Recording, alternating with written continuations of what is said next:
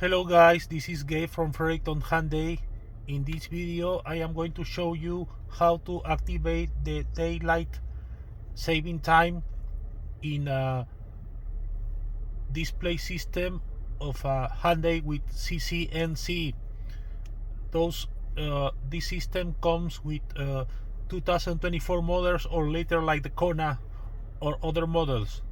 So to do that, you need to go to Setup, General, and then go to Date and Time, and then if you go down you will see this option, daylight saving time, and when you activate, automatically the daylight time changes.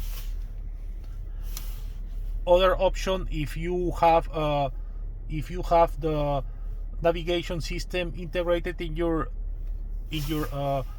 car, or you are using Android Auto or Apple CarPlay, is activate this option, automatic time setting. So that's it. If you have questions or concerns, let me know. Have a great day.